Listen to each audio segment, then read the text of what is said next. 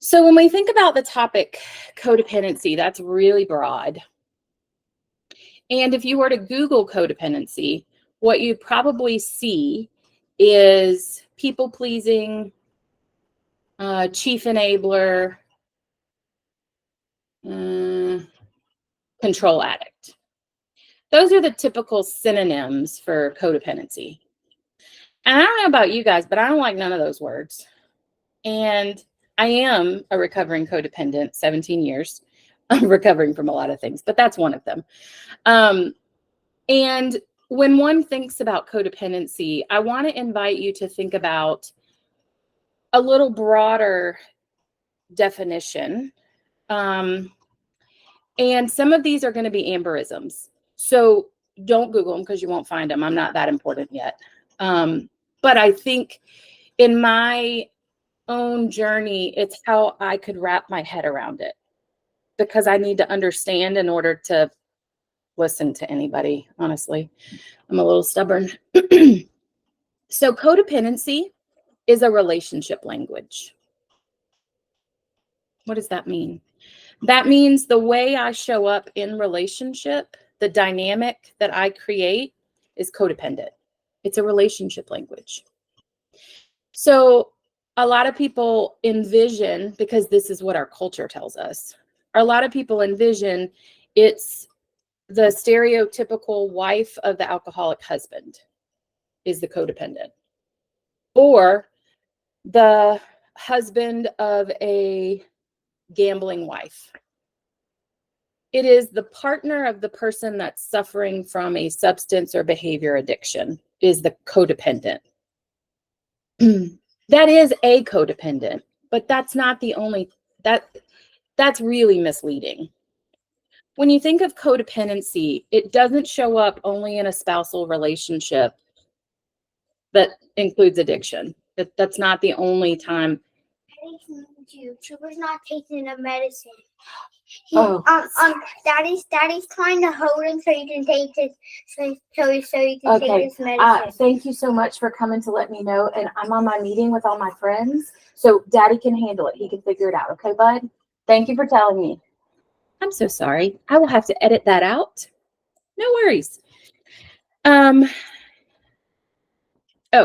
So it is that stereotypical relationship is an example of codependency, but that is not all codependency. Codependency is a relationship language as a result of unmet emotional needs. So somewhere in my backstory, in my childhood, there was unmet emotional needs. Now, we've talked about this before, and I know I'm a little sarcastic, but I do mean this honorably and respectfully. Codependency can exist when it's not a Jerry Springer family, right? Like, what does that mean? That means families that have police or DSS involvement, yes, it exists in those families because there's unmet emotional needs happening. What a lot of people don't realize, because we live in a culture that's always about fucking comparison, is, well, I didn't have it that bad. So we stuff and we minimize experiences because we're comparing to the Jerry Springer family. I work with many families and many clients that never had DSS or police involvement. And a lot of codependency is a consequence of parents that had emotional unmet needs. So in my personal program, which is ACA, Adult Child of Alcoholic and Dysfunctional Families, in my program, we have a principle that says this is not about blame and fault. This is about fact. Now, for some people, are they still in a stage of grief where blame is a part of their story? Absolutely. And permission. And that is a part of the journey of healing, because as long as I'm blaming and faulting, I'm stuck. It prevents me from moving forward. So in a home of codependency, my parents can't give me something they don't have. So if my dad porn, pills, alcohol my whole life. My mom, really the picture in Webster Dictionary of codependency. When I have two emotionally unavailable parents, my needs can't be met because they don't have it. It's not being withheld from me. It's not, I'm not being neglected because they don't want to give it to me. They don't have it to give to me. And there was many years of my story that I would not sound the way that I'm sounding today. So in no way am I justifying, in no way am I explaining neglect or abuse of any type. This is me 17 years in and how I can tell my story today. So please hear me say, in no way am I minimizing any of this. And what I've learned in my story is as long as I'm focused on what you did to me, I'm not focused on my responsibility of healing it. I can stay focused out here all I want, but what that does is keeps me from focusing in here. So I'm going to go into more detail with this next week, but I want to give you a label or a subtopic that I'm describing right now, which is called an external locus of control. And the reason that I want to talk about that is, sorry, I can't see all my people. I'm going to change the layout. There we go. The reason I want to talk about that is because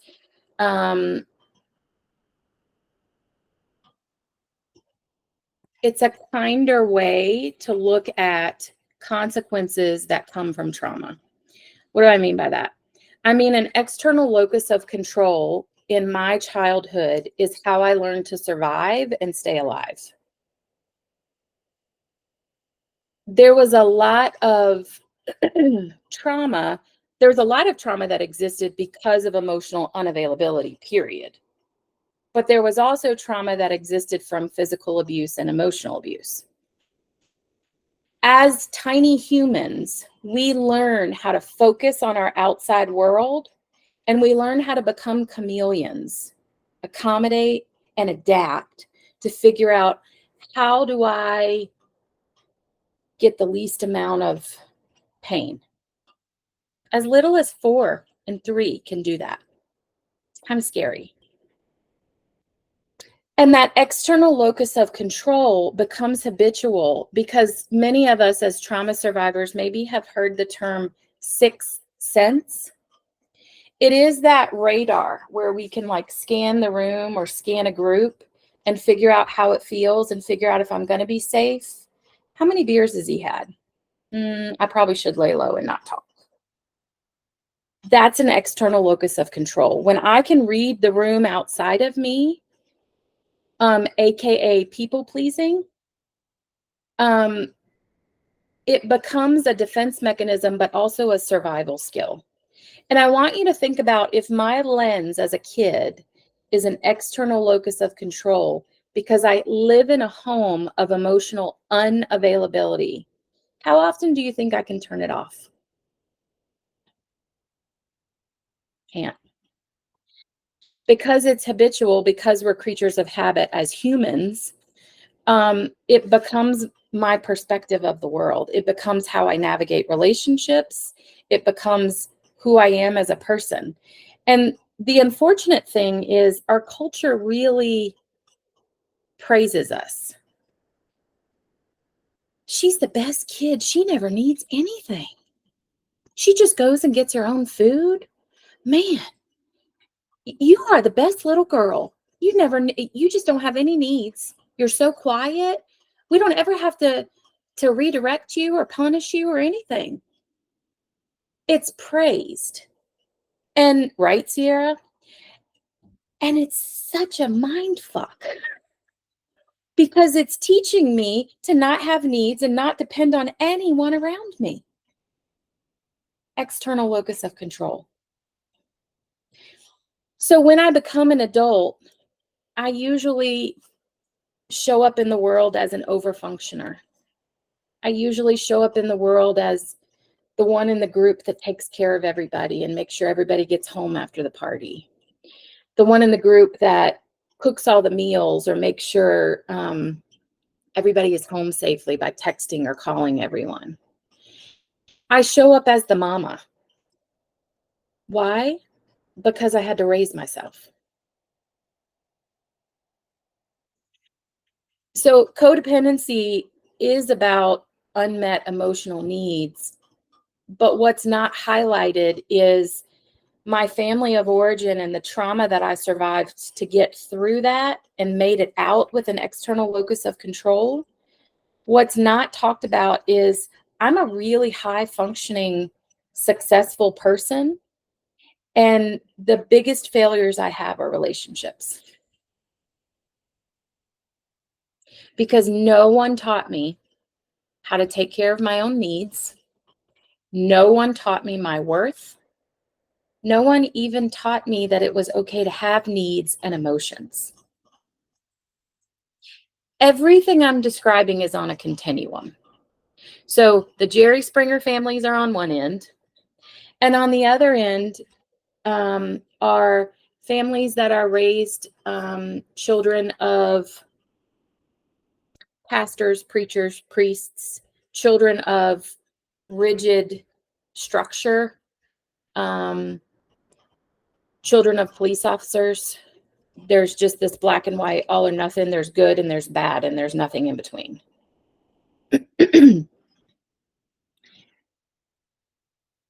The continuum is intentional or unintentional wounding. And that goes back to if a parent doesn't have it to give, they can't give it, even if they want to. And what ends up happening and what creates that codependency as a relationship language is it's not that I'm just codependent with the people I love. I'm also codependent with me. And if you work with a member of my team or you've ever been to our workshops, you know that that's our whole treatment model. Is the only way for me to have a relationship with me and the people I love is for me to have a relationship with me and me. Because that's the roadmap. If I don't know how I feel and I don't know how to fulfill my own needs, I don't know how to do that for anyone else. So I want to pause there for tonight because I could literally teach a whole week on codependency. But I want to pause there for tonight with some of my examples. And at the end of our talk tonight, I'll give some tools for codependency, early recovery and late recovery. But I just wanted to introduce this topic to you so that you could start to have a relationship with it and be able to start to recognize how it shows up for you. Hello. So our topic tonight was codependency, and I promised you guys that I would offer two different tools, one for earlier stage recovery and then one for later stage recovery if you've been doing this for a little while.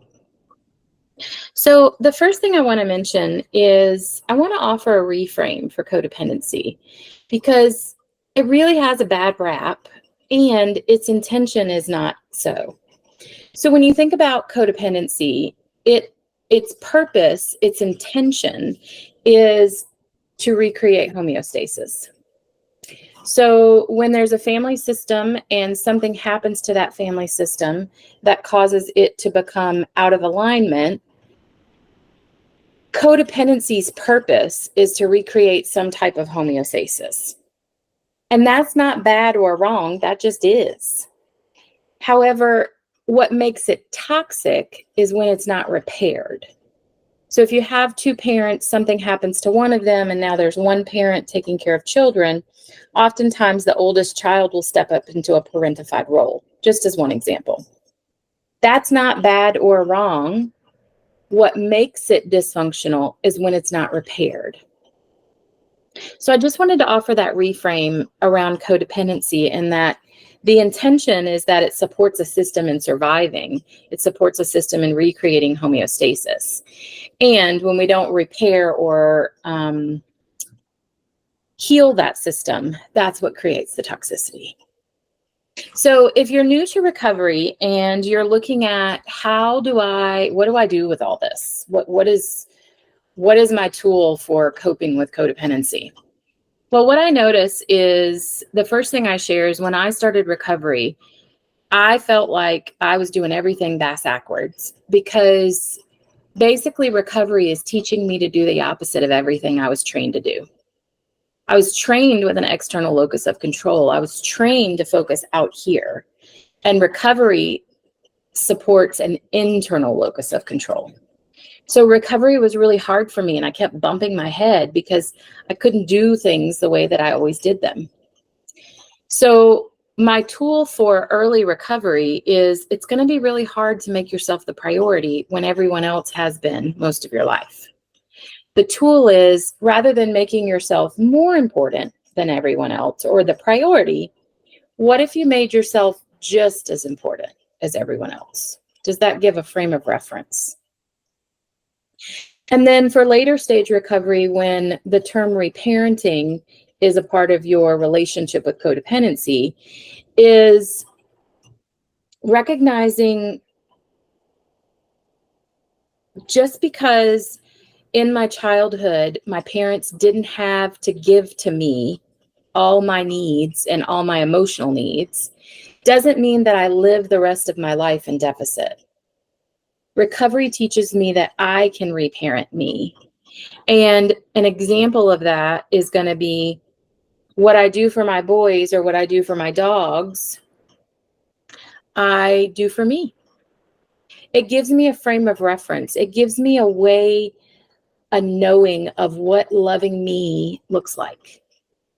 And that's not how I was taught. I was taught to love everyone else. I was never taught to love me.